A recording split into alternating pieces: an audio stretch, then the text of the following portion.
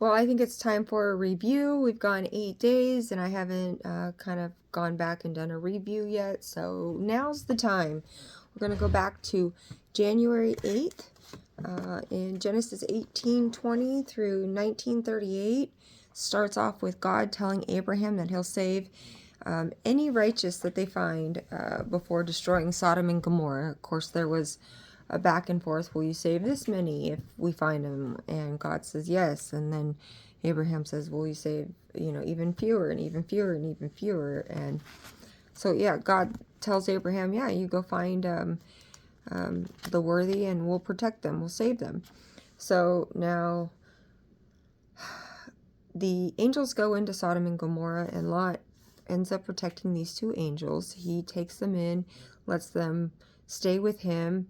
The town folk want to come and rape them or have sex with them because they're just so beautiful and they're just awful people, and so they think they can have whatever they want. But Lot's like, no way, you can't touch these guys. You can't have them. And he says, you know what? Take my daughters instead. They're already betrothed to other men, but here, just take them. You cannot have my guests. And God sees this faithfulness in Lot and protects his family. They're told to go ahead and escape, and they do. But while they're getting away, the wife turns, looks back, and ends up turning into a pillar of salt. They were not supposed to look back. Remember, they say, oh, don't look back in the movies. Well, the wife did, and as a result, she became a pillar of salt. And, the Sodom and Gomorrah was being destroyed by, fire and sulfur from the sky. Modern day people think it was probably volcano. But that was not in the Bible. That's something I found. So now the wife is turned into a pillar of salt and life goes on, right? So the daughters need to reproduce here, and all they have is their dad. So they get him drunk and deceive him. They end up sleeping with him each different nights and getting pregnant by him. So, and that's what starts the Moabites and the Ammonite lineages, is through those daughters. Then we jumped into Matthew 6:25 through 7:14. Jesus tells not to worry about clothing and food because animals don't, and yet the Lord still provides for them. And he says in 6:27, who of you by worrying can add a single hour to his life? Trying to give comfort to people with anxiety. And I like to say worrying is like praying for something you don't want, right? So that's not in the Bible. That was something that reminded me based on who of you by worrying can add a single hour to his life. That is Matthew 6:27. In 6:34, it was, therefore do not worry about tomorrow, for tomorrow will worry about itself. Each day has enough trouble of its own, right? So don't put the weight of the world on your shoulders, Take it a day at a time, In 7:1, we learn, do not judge, or you too will be judged, for in the same way you judge others, you will be judged.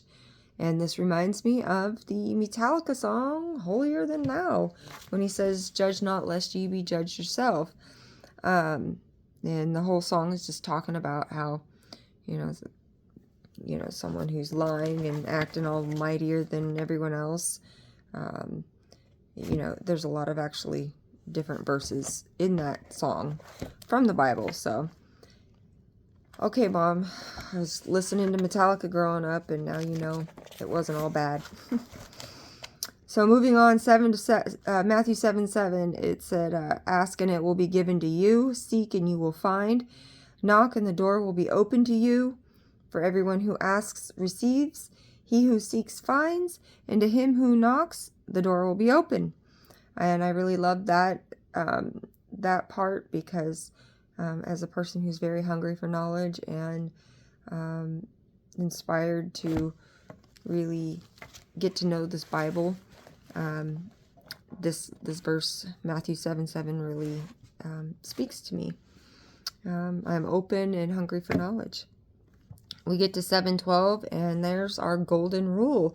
So in everything, do to others what you would have them do to you, for this sums up the law and the prophets. So don't treat people like garbage, you know. When you're lashing out and yelling at people, just think, is this how I want to be treated? When you're withholding information, think, is this how I want to be treated? I mean, there's so many different aspects. Here you go. What would Jesus do? All right. So then we moved on January 9th into Genesis 21 through 22:24. So Abraham and Sarah introduces themselves as brother and sister again, this time to King Abimelech, who then takes Sarah for his wife. The king has a dream where God declares him innocent and protected him by not letting them do the nookie. The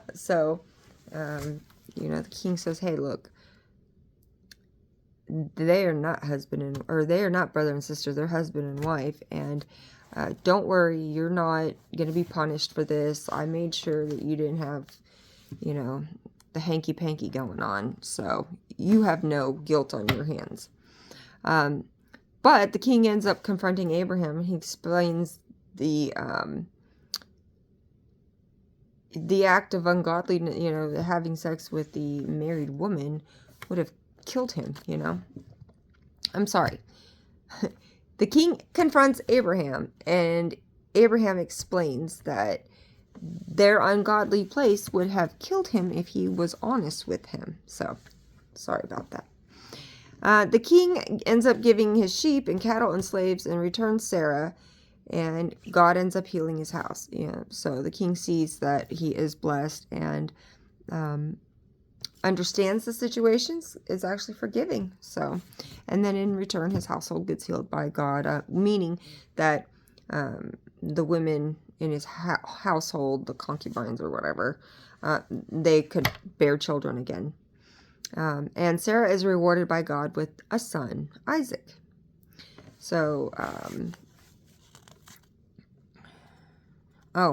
so Sarah, by getting pregnant with Isaac, she's over it. She demands that Abraham gets rid of his baby mama and side kid now that her boy is weaned and circumcised, right? Oh, I don't know if weaned and circumcised.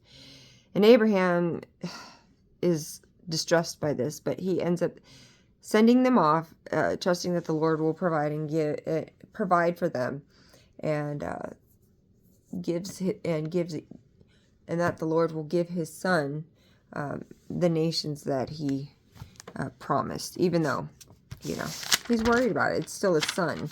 And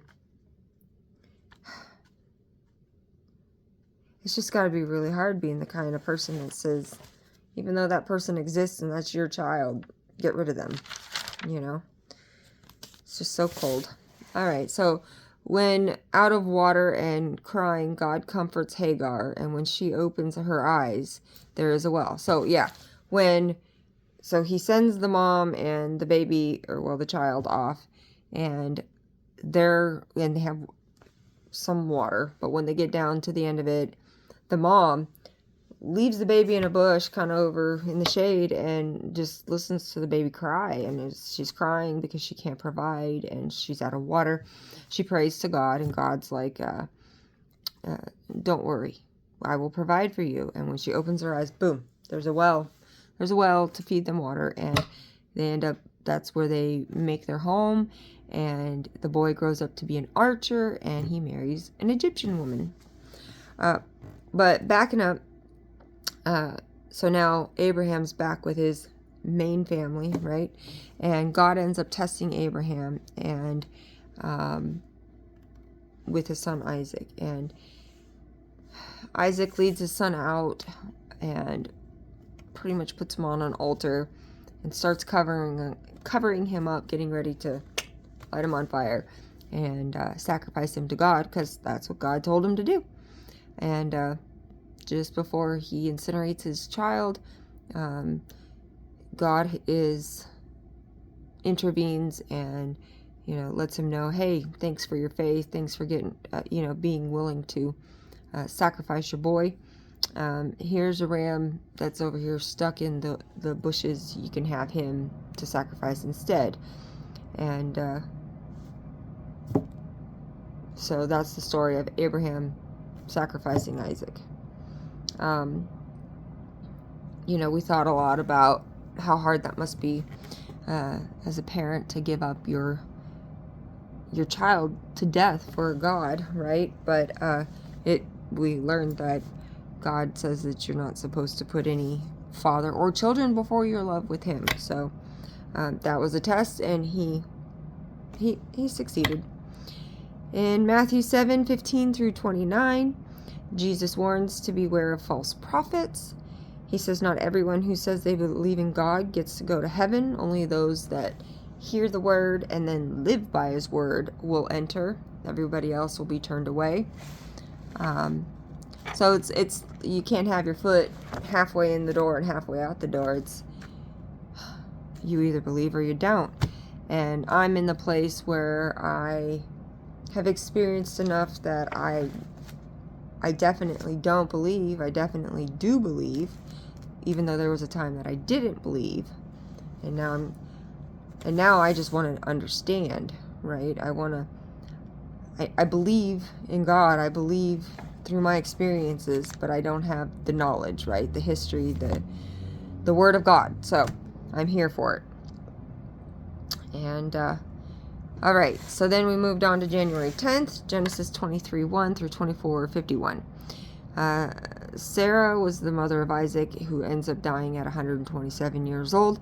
I don't know why we know that she specifically dies at 127 years, while other people he lived a long life and took his last breath. I don't know how the records are kept, but anyway, so the people give Abraham the cave and a field to bury his wife, and they're like, hey man, you're awesome. We know that you're filled with God and you're blessed. You can have the cave, you can have the land, bury your dead. And he's like, oh no, I must pay you. We got to be truthful, but we got to be real about this. I want to pay for what I have, what I want. And they end up going back and forth and end up, okay, he pays for it and he gets a deed for the cave and I guess there's a field, and he ends up getting buried with his first wife, Sarah, right? Oh, no, wait. He's not dead yet. She gets buried in the cave. Okay. Abraham sends his best manservant to go find his father's land to find a wife for Isaac. Okay. So Isaac's mom has died. Abraham now has the cave in a field and owns the land and buries his wife. Abraham sends his best manservant because he grew up with the family and knows everybody well, and sends him off to go find the perfect wife for Isaac in his father's land. Servant goes on his way and he prays about it. He meets the perfect girl, the daughter of Abraham's brother, which makes this girl Isaac's cousin, and her name is Rebecca. Rebecca's brother Laban sees all their blessings and agrees to give her to the servant. He sees, he hears what this manservant has to say about where he comes from and who he represents and what his mission is. And Laban's like, yeah, man, that's my sister. Yeah. You can have Rebecca. Take her back to my sister. Then in Matthew 8:1 through 17, Jesus heals a man with leprosy and he says, don't tell anyone. Jesus heals a paralyzed servant. Jesus heals Peter's mother-in-law's fever. He removes demons from men throughout the night. They come to him and he's just, rebuking all of them. And then we move to January 11th in Genesis 24 through 52 through 26:16. Rebecca heads off back to Isaac. Isaac is meditating when he sees the crew riding in with, the manservant. And He ends up marrying Rebecca and loves her and is comforted after his mom, Sarah, has died. So, happy ending to this point. Abraham remarries and has several more babies and concubines. He sends children away to other lands. Abraham dies and is buried next to Sarah, all right, in the cave that he bought. Isaac prayed because Rebecca was barren. So now Isaac's running the show, and his wife can't have any babies. So the Lord answers with 2 babies representing 2 nations. So Rebecca gets pregnant with twins, and it states at this time that the younger baby will be stronger and the older baby will serve the younger baby. Okay, so keep that in mind. The youngest baby is going to be stronger and the older will serve the younger one. So the first one comes out, Esau. He's red and hairy. And then second comes out Jacob, who's holding on to Esau's heel. Esau is a skillful hunter, and because Isaac loved meat, he favored him. And Jacob was a quiet man and favored by Rebekah. While Jacob was cooking, Esau came in so hungry and gave up his birthright for stew. So Jacob was kind of like, yeah, you're so hungry, huh? Well, if you want this food, give me your birthright. Give it up. And Esau complied because he was freaking starving. And then when there was a famine, Isaac went to Gerar, to Abimelech, king of Philistines. Isaac and Rebekah introduced themselves as brother and sister, just like Abraham and Sarah did. The king saw how he caressed his wife and knew better and called him out. They were honest at this point with Abimelech, and he makes sure that everyone knows not to molest them. He becomes rich, and Abimelech asks him to leave. So, he sees that he is protected by God, even though he lied to him. And he warns the town, hey, leave Rebekah and Isaac alone. They are a couple, and they become wealthy. And then they say, now leave. We don't want any more of your shenanigans, pretty much. And, not to mention that the power of God watching over them probably was scary. Okay, moving along. We're in Matthew 8:18 through 34. Jesus was getting overwhelmed by all who were crowding him, right? He's saying, please don't tell people what I'm doing. But it was happening because how can anybody keep their mouth shut over all these immense miracles happening, right? So him and his disciples get on a boat, and there's a big giant storm. Waves are coming on board. The winds are wild. The guys are scared for their lives. Meanwhile, Jesus is taking his deep slumber because he's been so overwhelmed. And they wake him up, and he's like, gosh, don't you guys believe in me? And he calms everything. The storm, the waves, the wind, everything is calm. And that in itself is such a giant feat, right? They all witness this. And then once they get off the boat, so there's 2 demon-possessed men who begged to have the demons casted out of them. Like they noticed Jesus, they saw, what he was about, I guess, just from looking at him, and asked them to cast these demons out of him into the pigs that were nearby. And he does. He casts the demons right on out into the pigs, and the pigs walk themselves right on into the water, killing themselves, killing the demons. And freaked the town out, and they asked him to leave. So he's getting all kinds of mixed reaction from everybody. I mean, people begging him for their help, people praising him for their help, people freaked out, scared, don't know what to do, casting him away. It's crazy times. Lots going on. We move into January 12th, and we were doing Genesis 26:17 through 27:46. Isaac sees the Lord who tells him he is with him, and so he builds an altar. Abimelech goes to Isaac realizing he is blessed and wants a treaty. So, he goes to him and he sees everything that's happened and everything, all the good, And he's like, you know what? I don't want any future problems. I don't want you coming after my people and harming us. We promise not to harm you. You know, we got our territory. You got yours. Let's create a treaty. And Isaac does. He gives them a feast and then sends them on their way. Then when Isaac is old, he decides he wants to bless Esau. But he's blind and tricked by Rebekah and Jacob. Jacob, the younger, okay, just like we heard in the prophecy that the younger will be stronger, Jacob steals the blessing. Esau was mad that Jacob took his birthright and now his blessing. So now, what I didn't catch the first time around is that he stole his birthright and blessing. So that's a lot to really anger a son, anger a brother, right? Rebekah tells Jacob to go to her brother Laban so that Esau doesn't kill him, because Esau, in 27:41, Esau says he will kill his brother because he's so irritated, so ticked off, so pushed to the max about all this. And Rebekah's like, Jacob, you know, go to my sister. Or I'm sorry, go to my brother. Go see Laban. Go stay with him.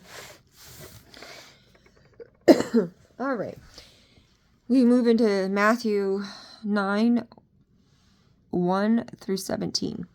So Jesus forgives the sins of a paralytic and gives him the ability to walk again, and uses that example to say how easy is it to simply let a man walk again, but how about forgive his sins? How about forgiving all the horrible things that he has done? How does that compare to being able to walk again, right? When it comes to entering the kingdom of heaven.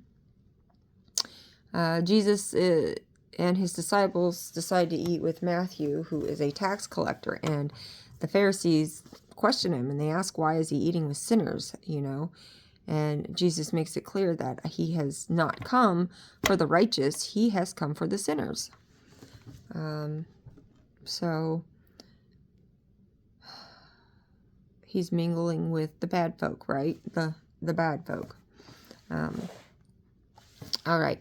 January 13th, we jumped into Genesis 28:1-29:35. Isaac now blesses Jacob to go to his uncle Laban and get married, have babies, and take possession of the land. So he's not sneaking out on his dad. You know, Rebekah told him to go to Laban, but Isaac's in on this. And he blesses him. And Jacob set out for Haran, that's where Laban is, and he slept for the night with a stone pillow. And when he slept that night, he had a dream about a stairway to heaven, and angels were ascending up and coming down, and at the very top was God.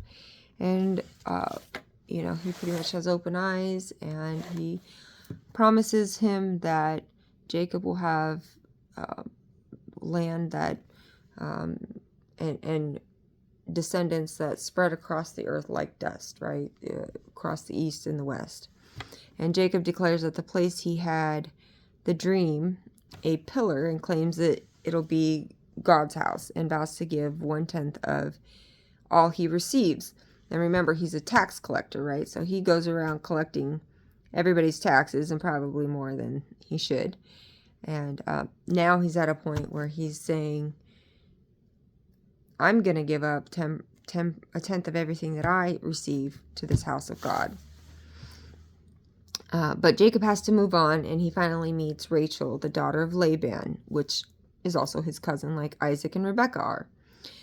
Uncle Laban welcomed him, and after a month, wanted to pay him for his work. Jacob asked for Rachel, and she was the younger of 2 daughters, in exchange for 7 years of work, and because he fell in love with this girl. And Laban agreed, but he tricked him.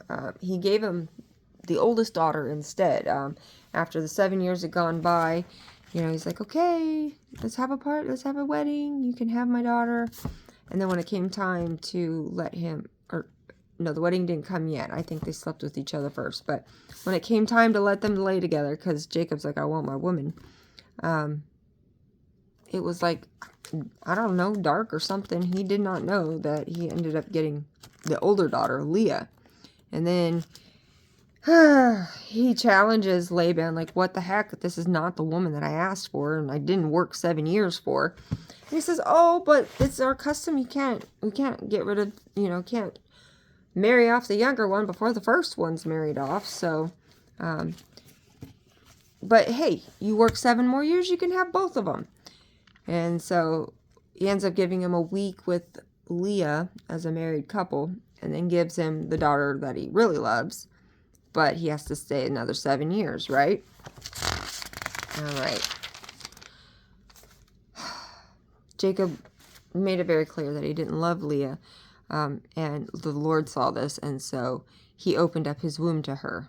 And although Jacob didn't love her, he kept having sex with her because his job was to make babies and procreate. And that they did. And she kept having his babies, and she kept having boys, and she kept thinking, okay, this time around he's going to love me.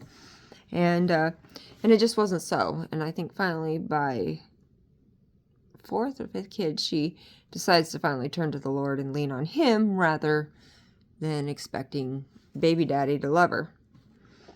And then we moved into Matthew 9:18 through 38. So a ruler requests Jesus to save his dead daughter. And on his way, there's a woman who has been bleeding for 12 years, and she asks for healing and is healed just by touching his cloak. And I'm just like, who bleeds for 12 years? What is this condition? This doesn't sound like... At first I thought maybe it was a menstrual thing, but we learned later on down the road that probably not. If you're bleeding for 12 years straight, I don't know how you're still alive, right? But he heals her, and Jesus makes the dead girl come back to life, the ruler's daughter, and he heals the blind people, and he's asking people not to tell anybody what he's doing, right? But it's still, the word's getting out, and Jesus ends up casting a demon out of a man, and the Pharisees think, well, he must be a demon because demons fight demons, right? And if you can cast out a demon, well, you must be a demon. So again, he's getting all kinds of eyes on him and all kinds of mixed feelings. Jesus let his disciples know that they have a lot of work and need help. The quote is, "The harvest is plentiful, but the workers few." So there's a lot of sin out there to correct, right? And there's only 12 of them. And then January 14th, Genesis 31 through 6 and 31:16. Now, Rachel gets jealous of all of Leah's babies and demands to have children or she will die. And Jacob snaps back and she's offended. Jacob snaps back and is like, what do you want me to do? You can't have babies. So she offers her maidservant and ends up taking the baby that the maidservant and Jacob have as her own son, Dan. Leah stopped having kids at this point, so she also gave up her maidservant so he would have more babies. So they're all just passing him around between both. The sisters are passing him back and forth, and then they're giving them their maidservants to pass back and forth. And of course, got lots of jealousy going on. One day, the jealous sisters were arguing over mandrakes.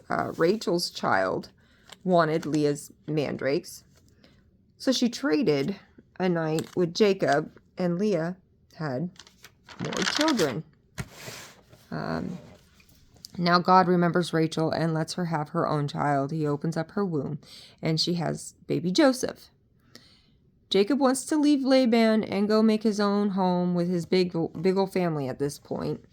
And they agree that Jacob can have spotted and freckled sheep and goats, right? So Jacob starts practicing genetically modifying the animals so that the best are saved and put aside, and then the weaker, not as, prized herds are saved for Laban. And the angel of God comes and tells Jacob to take his animals and leave. And Rachel and Leah agree and support.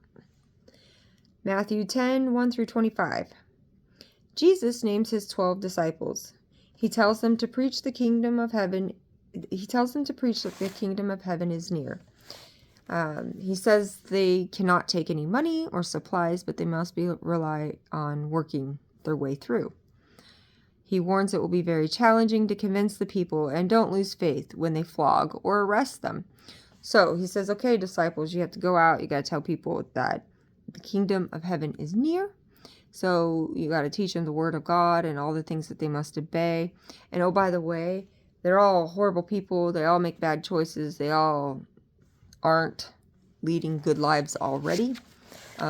You have no travel expenses. You have no rental car. You have no hotel. You have no food or meals will be covered. You have to do this and work every step of your way to do it as well. Oh, and when they want to harass you, hurt you, arrest you, don't lose your faith. Stay strong.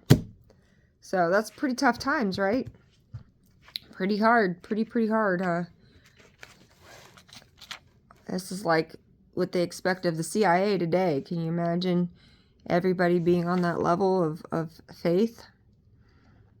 I don't think so. It takes a special kind, right?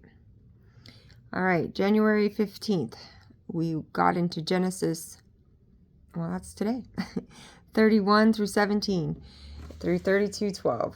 All right, so Jacob leaves for Isaac and Canaan without telling Laban and doesn't know that Rachel stole her father's gods. I never did figure out what gods were. I think there's some kind of idols.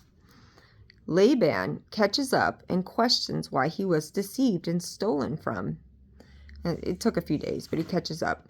And Jacob declares his hard work and loyalty and lets him search all their things. He's like, look, I've been with you all this time. I've served my time. I've created this family. I've done you good. I've took care of all these animals. It's my time to go. And oh, by the way, I have not stolen anything. Everything that's here, I have acquired and earned on my own, right? Go, search my things. But Rachel has the gods hidden up under her. She's sitting like on a horse or something, or a camel. And she says that she cannot get up because she's on her period. So that's the first real mention of a period in the Bible. And I mentioned it back when we talked about this lady who's been bleeding for 12 years. I thought maybe that was a menstrual thing, but I think they would have been specific because they are here. But here's the first evidence of a chick getting out of something because of her period. So we can thank Rachel for that. All right. So now Jacob and Laban end up making amends, and because he doesn't understand that his daughter is a little thief, and blames her period for things. And Jacob ends up seeing angels of God and declares that this place is the camp of God. Now Jacob sends messengers to Esau. He's, yay, all excited, right? He finally has his own space. He has his own family. He is ready, right? He's on his own. So he wants to send a message to Esau. Hey, let's make amends. But Esau's like, I don't think so, buddy. I'm coming, and I got 400 friends with me. So it'll be interesting to see what tomorrow is. Jacob ends up dividing his men, and he prays. So we'll see. We'll see if Esau arrives tomorrow. We finished with Matthew 10:26 through 11:6. Do not be afraid of those who kill the body, but cannot kill the soul. So don't be afraid of people that can take your flesh out. It's your soul that, is important. If they can't touch your soul, then you're golden, right? Jesus references sparrows, meaning, and this one I had problems with, and my Aunt Nancy Lynette, she got on there and helped explain a little bit. Jesus references sparrows, meaning that we people, humans, hold much more value than them, and then them being tiny and insignificant in relation to us, and they're provided and cared for, so we should not fear, right? And finally, we ended the section with Jesus says that anyone who loves their parents or children more than him are not worthy. So, we talked about how he says that if you say that you believe in the Lord, but you do not live and act accordingly, you don't learn the word, therefore you're not living in his way, but you go before the gates and you're saying, hey, I believed in you. And God says, oh, no, you didn't. You said you did, but you didn't act like you did. So you can't come in. Well, now they're also saying that, if you favor your children and you favor your parents more than me, God, that also isn't going to cut it. You have to love God as supreme. And then your spouse, and then your children. And, that's something I've wrestled with my whole life, because how can you love something more than a piece of you that came from you, right? I mean, you fall in love and you meet someone that you feel so connected to, right? But that can die. That connection can die. Because that person is not of you. That person just shared a part of you. And it takes a lot of work to keep it going and keeping it alive. But that possibility is there. It always is there. But when you have your own child, while some children just completely don't relate with their parents, and my best friend, she and her mother that she came from, no matter how hard she tried, could never connect, right? But she did connect with her father. But my point is, she still had that connection with a parent. And when you have something that comes from you, how can you love anything more than that, right? But I think we have to remember that we also come from God. And just like our love for our children, he loves us, right? That's how I'm interpreting it. I'm not preaching it. That's just my takeaway from the last 8 days. So, hey, thanks for watching. Thanks for catching up with me. And have a good night. Get some rest. And I'll see you in the morning. Bye.